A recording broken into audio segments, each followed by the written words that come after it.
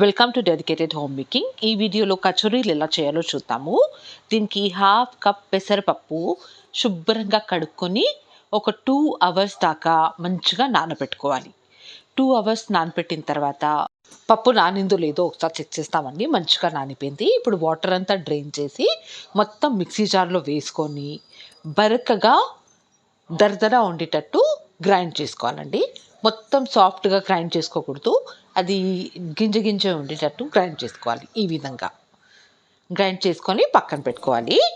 ఇప్పుడు ఇంకో mixie jar తీసుకొని అందులో 1 టీ స్పూన్ జీలకర్ర వేసుకోవాలి, 1 టీ స్పూన్ మిరియాలు వేసుకోవాలి, ఆ తర్వాత 1 టీ స్పూన్ సోంపు వేసుకోవాలి, ఆ తర్వాత 2 టీ స్పూన్ల ధనియాలు వేసుకోవాలి. వేసుకొని ఇది కూడా బరకగా నూక ఉండేలాగా గ్రైండ్ చేసుకొని పక్కన పెట్టుకోవాలి. ఒక బౌల్లో వేసుకోవాలండి. ఇదే మిక్సీ జార్లో 2 పచ్చిమిరపకాయలు, చిన్న ముక్క అల్లం వేసుకొని ఇది కూడా ఒక పేస్ట్ లాగా గ్రైండ్ చేసి పక్కన పెట్టుకోవాలి. ఈ విధంగా గ్రైండ్ చేసుకొని పక్కన పెట్టుకున్న తర్వాత ఒక బౌల్లో 2 కప్పుల మైదా తీసుకోవాలి. అందులో ఒక హాఫ్ చెంచా ఉప్పు వేసుకోవాలి, ఒక 1/4 టీ స్పూన్ బేకింగ్ సోడా కొంచెం వేసుకోవాలి, ఆ తర్వాత ఒక 1/4 కప్పు ఆయిల్ వేసుకోవాలి. మీరు గీ కూడా వేసుకోవచ్చు. వేసుకొని మొత్తం పిండి అంతా ఒకసారి ఇలా కలుపుకోవాలి. మొత్తం బైండ్ అవుతుందా లేదా చెక్ చేసుకోవాలండి. మొత్తం ఈ విధంగా బైండ్ అవుతుంది. ఇప్పుడు కొద్దిగా నీళ్ళు పోసుకొని దాన్ని చపాతీ పిండిలాగా పిసుక్కొని పక్కన పెట్టుకోవాలి. కొద్దిగా వాటర్ యాడ్ చేయాలండి. ఈ విధంగా మిక్స్ చేసి పక్కన పెట్టుకోవాలి. ఇప్పుడు ఒక కడాయిలో 2 టేబుల్ స్పూన్స్ దాకా నూనె వేసుకొని అందులో ధనియాలు, సోంపు ఏదైతే మనం నూరుకున్నామో ఆ మిశ్రమం వేసేసేయాలి. వేసి ఒకసారి కలపాలి.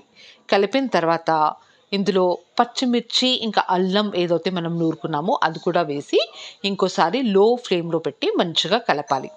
కలిపిన తర్వాత ఒక 1/4 కప్ బేసన్ వేసుకోవాలండి, శనగపిండి వేసుకొని లో ఫ్లేమ్లో పెట్టి మంచిగా కలపాలి.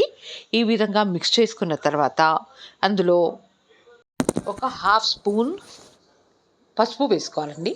ఆ తర్వాత కొంచెం ఇంగువ, ఒక చిటికెడు ఇంగువ వేసుకోవాలి.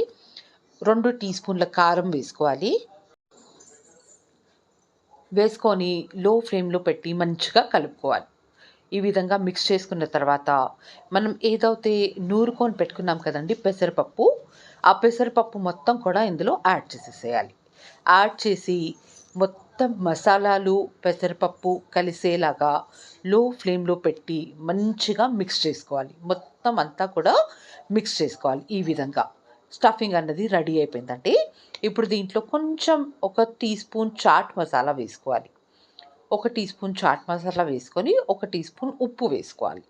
వేసుకొని మరొకసారి మిక్స్ చేసి పక్కన పెట్టుకుంటే స్టఫింగ్ అనేది రెడీ అయిపోయింది. ఇప్పుడు చల్లారడానికి పక్కన పెట్టుకోవాలండి.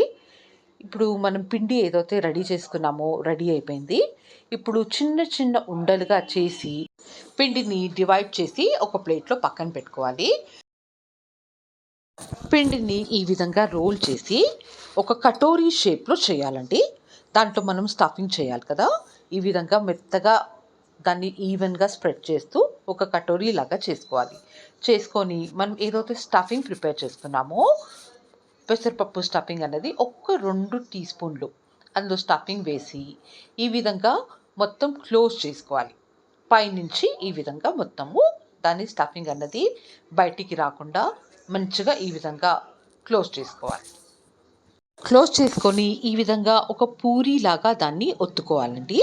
2 చేతుల మధ్యలో పెట్టి చక్కగా ఈ విధంగా ప్రెస్ చేసి ఒక చిన్న పూరీ సైజ్ వచ్చేటట్టు దాన్ని మంచిగా ప్రెస్ చేసి పక్కన పెట్టుకోవాలి. ఇదే విధంగా అన్ని కచోరీలు కూడా మనము ప్రిపేర్ చేసి పక్కన పెట్టుకోవాలి. ఇప్పుడు కడాయిలో నూనె మీడియం హాట్ అయిన తర్వాత కచోరీలన్నీ కూడా అందులో వేసుకొని లో ఫ్లేమ్లో పెట్టి ఫ్రై చేసుకోవాలి. హై ఫ్లేమ్లో పెడితే మొత్తం అంతా కలర్ చేంజ్ అయిపోతుంది, లోపల కుక్ అవ్వదండి. సో అందుకని లో ఫ్లేమ్లో పెట్టి మెల్లిగా కుక్ చేసుకోవాలి. కొంచెం కాలిన తర్వాత మెల్లిగా ఈ విధంగా టర్న్ చేసుకొని ఇంకో సైడ్ కూడా కాల్చుకోవాలి. మొత్తం అన్ని కచోరీలు కూడా గోల్డెన్ బ్రౌన్ అయ్యే వరకు ఫ్రై చేసుకోవాలి. ఫ్రై చేసుకొని ఒక ప్లేట్లో తీసుకుంటే అంతేనండి, ఎంతో టేస్టీగా ఉండే మూంగ్ దాల్ కచోరీ అనేది రెడీ అయిపోయింది. పిల్లలు చాలా అంటే చాలా ఇష్టపడి తింటారు. చాలా అంటే చాలా టేస్టీగా ఉంటుందండి. మీరు కూడా రెసిపీ ట్రై చేయండి. నా ఛానల్ని సబ్స్క్రైబ్ చేసుకోండి, లైక్ చేయండి, షేర్ చేయండి, కామెంట్ చేయండి. మళ్ళీ ఇంకో మంచి వీడియోతో కలుద్దాము. Thank you so much for watching.